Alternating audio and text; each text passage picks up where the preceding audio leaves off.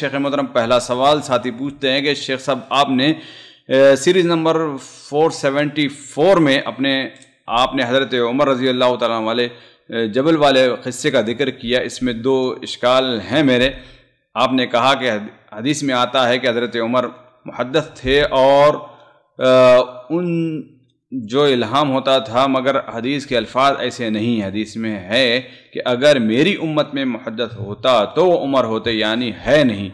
ان دونوں میں زمین آسمان کا فرق ہے. اور آپ نے کہا کہ اس حدیث سے کوئی غلط عقیدہ ثابت نہیں ہوتا، مگر جتنے بھی بدعقیدہ لوگ ہیں وہ اس حدیث کو بنیاد بنا کر کہتے ہیں کہ ہمارے اولیاء کو بھی اللہ کی طرف سے الہام ہوتا تھا. دیکھیے، یہاں پر چند باتیں ہیں. گفتگو تو بہت طویل ہے لیکن میں اسے مختصر کرنا چاہتا ہوں. پہلی بات تو ذہن سے میرے اگر رہے تو پہلی بات اس حدیث سے متعلق ہے جو حدیث صحیح بخاری اور مسلم میں حضرت عمر رضی اللہ تعالیٰ عنہ سے متعلق آئی ہے کہ آپ صلی اللہ علیہ وسلم نے ارشاد فرمایا، لقد کان فی من کان قبلکم، تم سے پہلے جو لوگ تھے ان میں لوگوں میں محدث ہوتے تھے. فَإِن یکن، پس اگر کوئی میری امت میں محدث ہے تو وہ عمر ہے. یہ حدیث ہے جس کی بنیاد پر ہم نے یہ بات کہی تھی، اور اس حدیث کی بنیاد پر تمام علماء اسلام یہی کہتے رہے ہیں کہ عمر رضی اللہ تعالی عنہ محدث تھے. اب محدث کا معنی کیا ہے؟ اس کا مفہوم علماء نے اس کا متعدد معنی لیا ہے، لیکن آخر میں نتیجہ چل کر کے ایک نکلتا ہے. مثال کے طور پر جیسا کہ حافظ ابن حجر رحمہ اللہ ہیں، امام نووی ہیں، قسطلانی ہیں، دوسرے لوگ ہیں، یعنی جو صحیح بخاری کے یا صحیح مسلم کے شارحین ہیں، کہتے ہیں پہلا معنی جو زیادہ تر علماء نے لیا ہے اس کا معنی یہ ہے کہ ملہم ہے، یعنی ان پر الہام ہوتا تھا. دوسرا معنی علماء نے لیا ہے کہ وہ صادق الظنون، یعنی وہ کوئی چیز اگر سوچتے تو وہ سچا ہو جاتا. اور اس کا معنی یہ لیتے ہیں کہ ملائے اعلیٰ کی طرف سے ان کے دماغ میں اللہ تبارک و تعالی یہ چیز القاء کرتا تھا. بعض مفسرین نے کہا ہے کہ محدثین نے کہ اس کا معنی ہے مکلم، یعنی ان سے فرشتے گفتگو کرتے ہیں. اور دیگر صحابہ کے بارے میں بھی یہ چیز وارد، جیسے حضرت عمران بن حسین نے کہا کہ ہم سے فرشتے ان سے راستے میں سلام کیا کرتے تھے، ہے نا.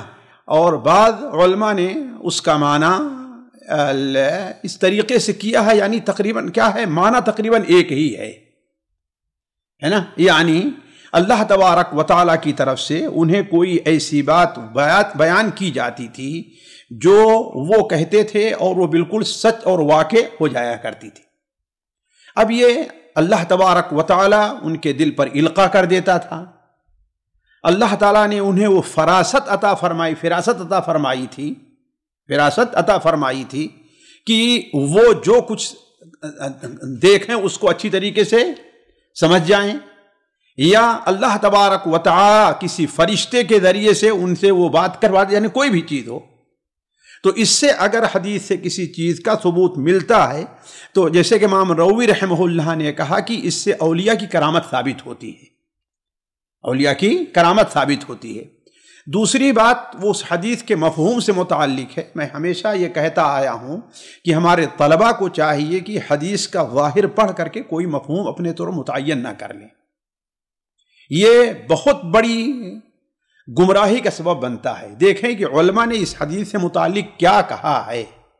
اگر سنن ترمذی میں یہ حدیث ہے تو تحفۃ الاحوذی اٹھا کر کے دیکھ لیتے، جو ہر جگہ ہمارے ہندوستان کے تمام مدرسوں میں پائی جائے گی. فتح الباری میں ہے، جہاں پر ہے کہ اس حدیث کا معنی علماء یہ لکھتے ہیں کہ یہ شبہ نہیں، یہ شک نہیں کہ اگر ہوتے تو، بلکہ یہ تردد کے طور پر فَإِن يَكُن فِي أُمَّتِي أَحَدٌ فَإِنَّهُ عُمَرٌ، تو گویا یہ بطور تاکید کے ہے کہ اور بھی لوگ ہوں گے، لیکن حقیقی طور پر اگر کوئی ملہم ہے تو کون ہے؟ وہ عمر ہوں گے، عمر ہیں.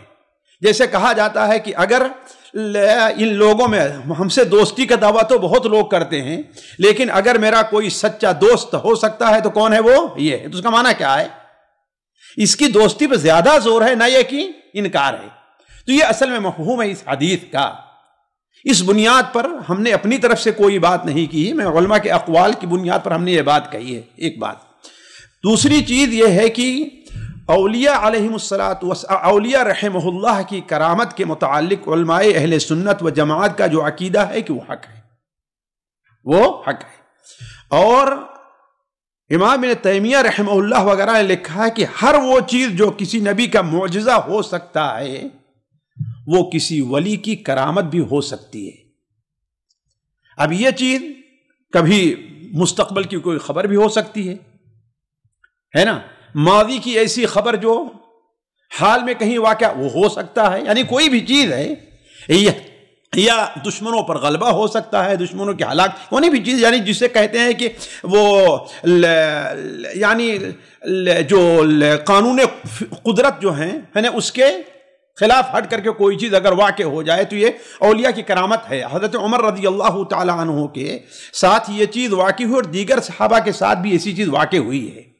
دوسرا شبہہ ان کو جو انہوں نے کہا اس حدیث کی بنیاد پر، اور شاید سورہ یونس میں ہو، نہیں آل عمران میں ہو، ما کان اللہ لیطلعکم علی الغیب، اللہ تبارک و تعالیٰ تمہیں غیب پر مطلع کرنے والا نہیں ہے الا یہ کہ اللہ تعالیٰ کسی رسول کو بھیج کر کے، ٹھیک ہے۔ لیکن ہمیں یہ نہیں بھولنا چاہیے کہ کوئی بھی مسئلہ قرآن ہی سے نہیں لیا جاتا، قرآن ایک ہی آیت سے، اور بھی آیات اور احادیث سے تو بھی لیا جا سکتا ہے کہ نہیں لیا جا سکتا۔ اس سلسلے میں اور بھی آیات اور احادیث ہیں، اور بھی آیات اور احادیث ہیں۔ اب ظاہر بات ہے حضرت مریم علیہ السلام، مریم کے بارے میں ظاہر بات نبی تھی وہ، ہے نا، حضرت، اور جو مریم بنت عمران ہیں، یا یعنی اس قسم کے جو حادثات پیش آئے ہیں، یا صحابہ کرام کے لیے جو حادثات پیش آئے ہیں، تو یہ بطور ان کی کرامت کے ہو سکتا ہے، نہ یہ کہ انہیں علم غیب تھا۔ اس لیے کہ اللہ تبارک و تعالیٰ اگر کسی ولی کو اگر کوئی غیب سے متعلق کوئی اطلاع دے دے تو اس سے یہ ثابت نہیں ہوتا کہ ہاں وہ کیا ہیں، عالم الغیب ہیں۔ عالم الغیب، غیب کلی اور غیب مطلق کس کے پاس ہے؟ اللہ تبارک و تعالیٰ کے پاس ہے۔ لیکن انہی غیب کی باتوں سے اللہ تعالیٰ اپنے انبیاء کو بطور معجزہ کے، یا بطور، اور ولیوں کو بطور کرامت کے بھی دے سکتا ہے، اور اس کی کئی صورت ہو سکتی ہے، اس کی کئی صورت ہو سکتی ہے۔ علماء نے کہا ہے کہ اس کی ایک صورت فراست کے ذریعے ہو سکتی ہے، دوسری صورت جو ہے وہ الہام کے ذریعے ہو سکتی ہے، تیسری صورت فرشتوں کے ذریعے ہو سکتی ہے، اور چوتھی صورت خواب کے ذریعے ہو سکتی ہے۔ آپ نے کیا بیان فرمایا صلی اللہ علیہ وسلم نے کہ لم یبق من النبوۃ الا کیا ہے، الا الرؤیا الصادقہ وہی بشرى المؤمن۔ نبوت کا اب کوئی حصہ نہیں، کیا رہ گیا ہے، وہ ایک حصہ کیا ہے، وہ 46واں میں سے کیا ہے، صحابہ نے کہا کیا ہے، بہترین خواب ہے جو مومن خود دیکھے یا اس کے لیے دیکھا جائے۔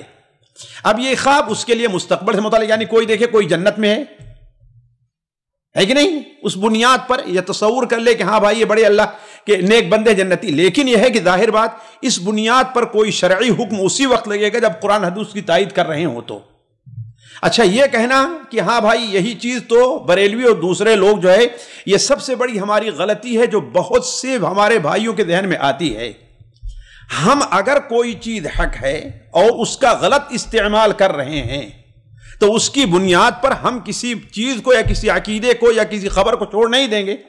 اب بریلوی طبقہ جو ہے نبی کریم صلی اللہ علیہ وسلم کی صرف ان معجزات کو لے کر کے جن میں آپ صلی اللہ علیہ وسلم کو غیب کی باتیں یا ساری بات بیان کی گئی اس کو بیان کرتے ہیں، اور ان چیزوں کو چھوڑ دیتے ہیں کہ جیسے حضرت یعقوب علیہ السلام ہیں، انہیں مصر میں ہیں، اور حضرت یوسف کے پیرہن کی خوشبو تو مل جاتی ہے لیکن چند میل کے کلومیٹر کی دوری پر جو ہے کنویں میں نہیں خبر ملتی ہے۔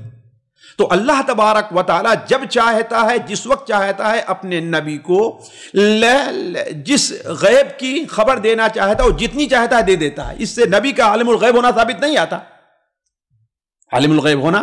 ایسے ہی کسی ولی کو اللہ تبارک و تعالیٰ اگر ایسی کوئی چیز بتلا دے تو اس کا عالم الغیب ہونا ثابت نہیں ہوتا، بلکہ امام ابن تیمیہ نے بہترین بات کہی ہے کہ ولی کو اگر کوئی کرامت ظاہر ہوتی ہے تو وہ ولی جس نبی پر ایمان رکھتا اس کا معجزہ ہے۔ کیوں؟ ولی کے لیے ضروری ہے کہ متبع سنت ہو، متبع سنت ہو، تو کرامت کے لیے ثبوت کے لیے ضروری ہے کہ جس سے ثابت ہو رہا ہے وہ اس لائق ہو کہ اس سے کرامت کا ظہور ہو، ورنہ دجال بھی ایسے عجیب و غریب چیزیں پیش کرے گا، وہ بھی اللہ کا ولی ہو جائے گا؟ نہیں، اللہ تعالیٰ بسا اوقات ظالموں کو بھی ایسے اختیارات دیتا ہے تاکہ لوگ اس سے گمراہ ہوں، اس سے لوگ گمراہ ہوں، نہ یہ کہ وہ بطور کرامت کے استدراج کہتے ہیں اس کو علماء استدراج کہتے ہیں۔ تو کرامت کے لیے ضروری ہے کسی ولی سے ہو، یعنی اللہ کا نیک بندہ ہو، نبی کا متبع ہو، اپنے ظاہر اور باطن کے لحاظ سے وہ اللہ تبارک و تعالیٰ کا نیک اور صالح بندہ ہو، اور جو چیز کرامت ظاہر کر رہا ہے وہ شریعت سے کسی طریقے سے ٹکراتی نہ ہو۔ یعنی کوئی یہ کہے کہ ہاں بھائی میں یہاں پر ہوں، میرے لیے مسجد میں نماز نہیں پڑھنی، میں تو خانہ کعبہ میں روز نماز پڑھتا ہوں، اللہ کے رسول نے اسی کہیں اجازت نہیں دی ہے کہ نہیں ہے؟ یا یہ ولی کی کرامت کیا ہے کہ ان کے لیے جو ہے عورتوں سے پردہ نہیں ہے، عورتیں ان کے لیے کیا ہیں؟ غیر محرم ہیں۔ اگر یہ کسی سے کہتے بھی ہیں کہ ہاں بھائی چپ جاؤ تم زنا کرنے کے لیے، تو اس کے پیچھے کوئی اور چیز جس طریقے سے لوگ لے آتے ہیں نا، بیان کرتے ہیں، بہت سے کرامتیں پیش کرتے ہیں جو بیان کرنے کا وقت نہیں ہے نا، تو اس کے پیچھے اور کوئی چیز، تو ہم کہیں کہ نہیں یہ بالکل شرعی حکم کے خلاف ہے۔ تو کرامت اسی وقت قبول کی جائے گی جب کسی شرعی حکم سے ٹکراتی، شرعی اصول سے ٹکراتی نہیں ہوگی۔ جی شیخ، مطلب یہاں پر ایک چیز اور رہ گئی تھی کہ اگر مثال کے طور پر آج کے کوئی بابا ہیں یا کوئی بھی بزرگ ہیں جو بھی ہیں، اگر وہ الہام وغیرہ کی اگر دعویٰ کرتے ہیں تو کیا بھائی؟ اولاً تو ولی جو ہوتا ہے وہ ہوتا ہے، یہ دعویٰ نہیں کرتے، یہ نبوت نہیں کہ دعویٰ کیا جائے، جی ہے کہ نہیں؟ یہ نبوت نہیں کہ دعویٰ کیا جائے، نہ کسی جس طریقے سے نبی کو اللہ تبارک تعالیٰ بطور علامت کے معجزہ عطا فرماتا ہے، ولی کو بطور علامت کے کرامت کا ہونا ضروری نہیں، اس کے لیے کرامت کو ہونا شرط نہیں ہے۔ نہیں، کرامت تو چیز سمجھ میں آ گئی ہے، ہاں، لیکن یہ الہام جو لوگ، بھائی الہام بھی تو قسم کی کرامت ہے نا، الہام بھی ایک قسم کی کرامت ہے، یعنی ان کے دل پر بات ہے تم یہ کام نہ کرو، وہاں جا کے خطرہ ہو جائے گا، ہاتھ کسی کے بھائی خطرہ ہے میں وہاں پر نہیں جاؤں گا، اور وہی چیز پیش آ جائے گا، وہاں دشمن انتظار میں بیٹھے ہوئے ہیں، ہے کہ نہیں؟ تو الہام بھی کیا ہے ایک قسم کی، یعنی ان کے دل میں کوئی ایسی بات ڈال دی جائے اللہ کی طرف سے۔ یہ ممکن ہے، یعنی یہ سب کرامتوں میں آتی ہے ساری چیزیں، بالکل کرامتوں میں آتی ہے، ہوتی ہے، تو اس کو پرکھنے کا معیار بس قرآن و سنت ہے۔ قرآن و سنت ہے۔ اولا تو کیا وہ شخص قرآن حدیث کا متبع ہے کہ نہیں متبع ہے، اپنے عقیدہ کے لحاظ سے، اپنے ظاہر کے لحاظ سے، ہے کہ نہیں؟ ایک چیز۔ دوسری چیز یہ ہے کیا وہ یہ چیزیں بطور چیلنج ضابط تو نہیں بیان کرتا ہے، اس لیے کہ اللہ کے جو ولی ہوتے ہیں وہ اپنی کرامتوں کو ہر اعتبار سے چھپانا چاہتے ہیں، الا یہ کہ اللہ تعالیٰ اسے ظاہر کر دے۔ اور یہ جو جانتے ہیں سلسلۃ القصص ہمارا آپ کا جو چل رہا ہے، میں اس نقطے پر بار بار ہر جگہ اس پر لوگوں کو متنبہ کرتا ہوں کہ دیکھیے علی اپنی کرامت کو ظاہر، ولی جو ہے اپنی کرامت کو ظاہر نہیں کرنا چاہتے۔ جی سامعین کرام، ہمارے علمی اور عوامی دروس اور سوال و جواب کی مجلسوں سے آپ خود بھی مستفید ہوں اور اپنے دوست و احباب کے ساتھ بھی شیئر کریں۔ عین ممکن ہے کہ آپ کے شیئر سے کسی کی اصلاح اور آپ کے لیے صدقہ جاریہ بن جائے۔ واٹس ایپ پر اسلامک میسج حاصل کرنے کے لیے نمبر نوٹ فرمائیں: یعقوب عزیز 00966 5089 59707۔ واٹس ایپ سوال جواب گروپ میں ایڈ ہونے کے لیے نمبر نوٹ فرمائیں: عبدالسلام عمری 00966 502627 622۔ نمبر بھیجتے ہوئے نام اور پتہ ضرور لکھیں۔ اسی طرح ہمارے یوٹیوب چینل اسلامی دعویٰ کو ضرور سبسکرائب کریں تاکہ ہماری ہر نئی اور اہم ویڈیو کی اطلاع آپ کو فوری حاصل ہو جائے۔ تمام دروس، مقالات اور سوال و جواب سیریز کے لیے ہماری مشہور ویب سائٹ www.islamidawah.com کا مشاہدہ کرتے رہیں۔ السلام علیکم ورحمۃ اللہ وبرکاتہ۔